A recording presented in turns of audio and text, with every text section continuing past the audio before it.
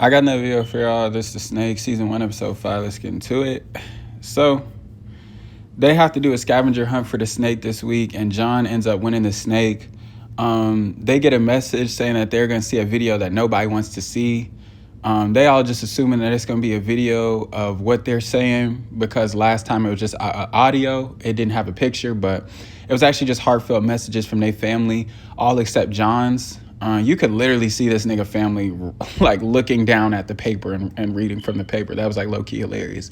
Everybody was like, "Oh," the only nigga that wasn't buying it was Brett, but I think that's just because Brett don't like John. But cool, whatever. Which I don't know why he don't like him. And then especially after in the game, when the nigga said, when the nigga called him out, and he was like, "Oh yeah, like he just called me out." He's like, "I didn't call you out." He's like, "Yeah, you did." So I'm like, "Nigga, you like."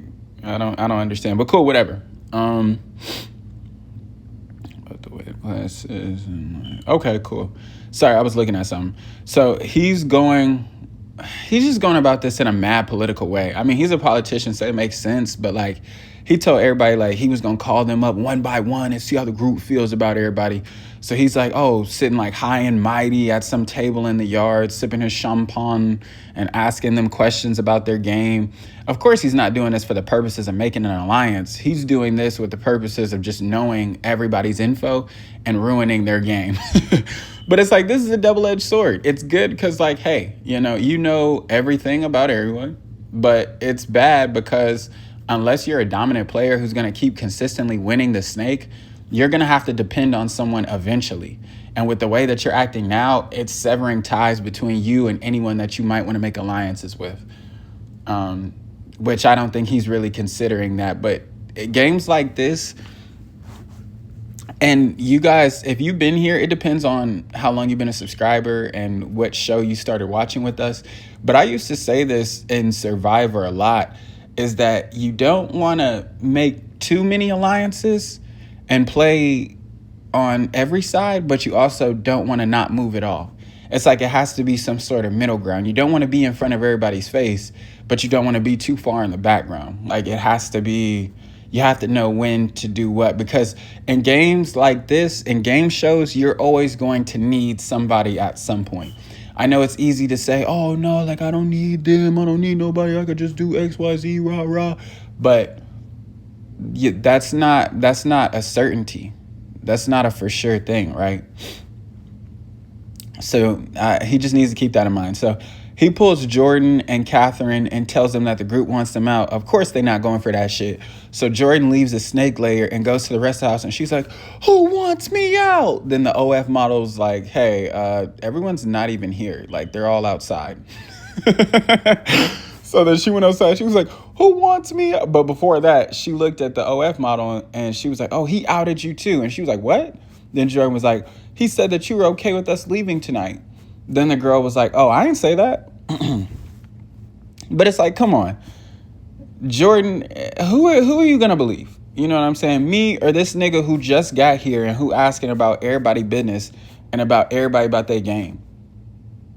Like, he literally did that with the purposes of stirring the pot. Like, hell, for Christ's sake, the nigga literally said he's doing what's best for the house. Why would he do that again? Why would he do what's best for the house and not for his game, knowing that nobody in this house really fuck with him for real?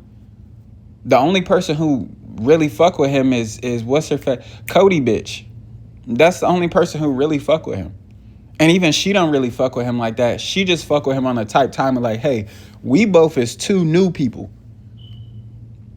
So I need an alliance. I need somebody who's in here, new booty like me, who I could trust. She not even rocking with that nigga off the merit of just really rocking with that nigga and how he move.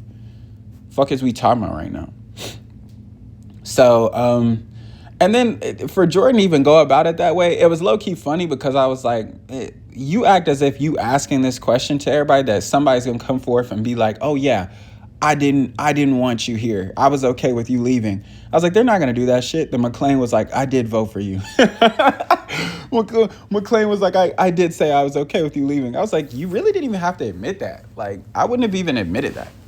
Because now that's making her look at you like, that kind of severs your ties. Because you were okay with her leaving. And then she's going to bring this up potentially, if your name happens to be in, you know what I'm saying, any conversations, any talks, they is not gonna waste no time getting your ass up out of there. She gonna lead the brigade. But anyway, in the end, Catherine ends up going home, and the producers tried so hard to save her. Look at you. What you have against Catherine? I just have.